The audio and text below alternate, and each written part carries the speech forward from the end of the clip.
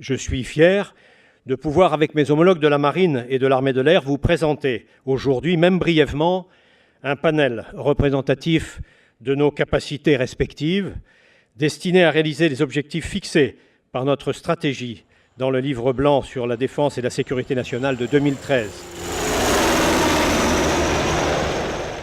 Depuis 10 ans, les deux présidents des commissions de la défense du Parlement français organisent chaque année l'Université d'été de la défense, en réunissant plus de 400 hauts responsables politiques nationaux et européens, des acteurs clés de l'administration et du secteur industriel.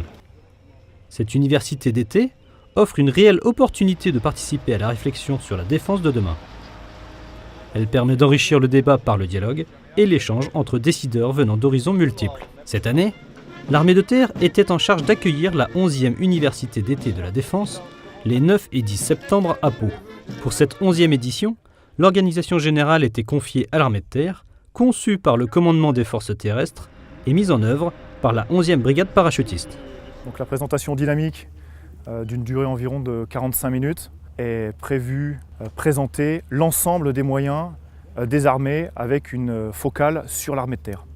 Donc on partira de la base de l'opération Serval qui nous servira de fil directeur pendant les 3/4 de la durée de la présentation avec en préambule tous les moyens qui sont mis en place par les armées dans le cadre du territoire national et de secours aux populations. Et pour terminer, tous les moyens complémentaires des armées qui n'ont pas été engagés sur Serval. Après une semaine de mise en place et de répétition, les quelques 1000 soldats et 200 véhicules sont prêts. L'ouverture de cette 11e édition a été faite par le général de corps d'armée Clément Bollet, commandant les forces terrestres. L'objectif de la matinée est triple. D'abord, vous montrer la place de l'armée de terre dans les engagements d'aujourd'hui et à venir, au travers d'un aperçu de la particularité de l'engagement terrestre au sein de l'action interarmée, du secours aux populations à la protection du territoire national, jusqu'à l'action de haute intensité au sol et près du sol en opération extérieure. Mise en valeur sous forme de différents tableaux, la présentation dynamique était composée de 3 grandes parties. La première, consacrée à la défense du territoire national et à la protection de la population, fut jouée par des réservistes appartenant à la 11e brigade parachutiste. Dans le second volet consacré à l'engagement opérationnel, ce fut l'occasion de montrer aux parlementaires les matériels de dernière technologie utilisés dans les forces armées, tels que le système Félin, le César, le Tigre HAD ou encore le véhicule blindé de combat d'infanterie. Le dernier volet de cette présentation dynamique était quant à lui consacré au programme Scorpion, programme qui fédère les opérations de modernisation des principaux matériels des forces terrestres au contact. Quelques parlementaires ont pu être au contact direct des soldats et vivre de l'intérieur cette présentation. Ok, départ du début. Ok, en avant. Les parents, ils en sont où là?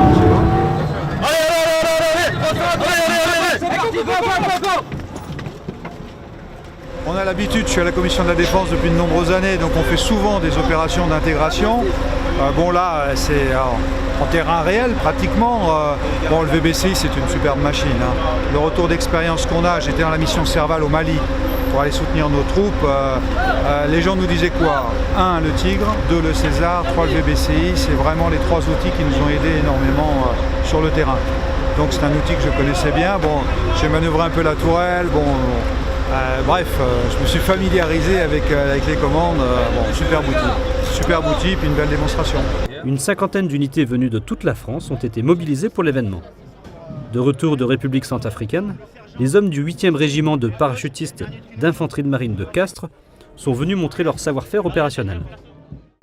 On est prêt, on a bien répété, on s'est bien entraîné.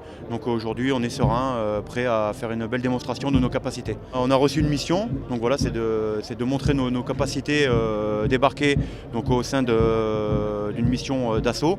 Donc pour nous en fait c'est une mission comme les autres et on l'a fait dans les mêmes missions que ce soit à l'extérieur ou à l'entraînement, que ce soit Kélus ou sur un autre terrain d'entraînement.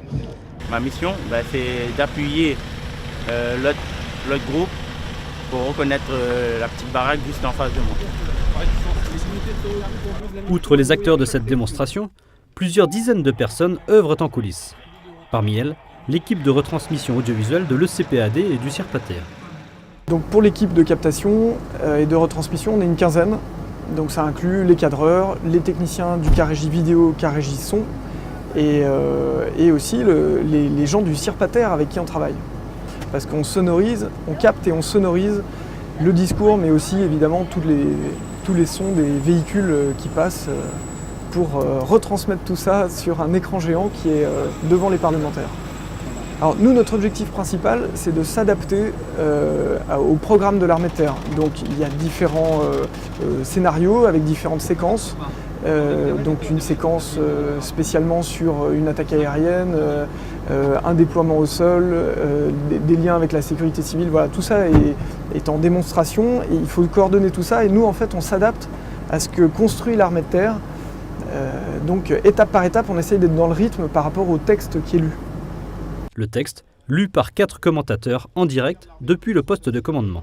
Je participe avec une équipe de 3 personnes aux commentaires qui sont faits tout au long de la phase dynamique. Le challenge particulier, c'est celui du succès de l'état-major de la 11e brigade parachutiste qui était chargé en particulier d'organiser l'ensemble de ces phases statiques et dynamiques. Puisqu'il y a aussi des ateliers statiques de démonstration de matériel. À la fin de la démonstration dynamique, les universitaires ont pu aller à la rencontre des soldats présentant leur matériel sur différents ateliers statiques. 4 pôles étaient représentés, la formation, les capacités de l'armée de terre, les capacités interarmées et la simulation. Parmi eux, le simulateur d'entraînement au combat débarqué. Sur ordre ou si prise à partie, je serai en tête du dispositif. Aujourd'hui, c'est très centré sur les armes qui coûtaient cher à mettre en œuvre. Donc c'est les simulateurs d'engins blindés, les simulateurs d'hélicoptères. Aujourd'hui, et cette démonstration qu'on a présentée ici pour l'entraînement à la coordination du groupe de combat débarqué est représentative de ce que l'on veut pour demain, c'est-à-dire des outils de simulation pour tout le monde, le but étant de développer les savoir-faire, de développer du drill, mais bien sûr toujours avant d'aller sur le terrain. Mais le terrain restera incontournable. Donc, tous les soldats de l'armée française, très rapidement, seront confrontés à la simulation avant d'aller sur le terrain.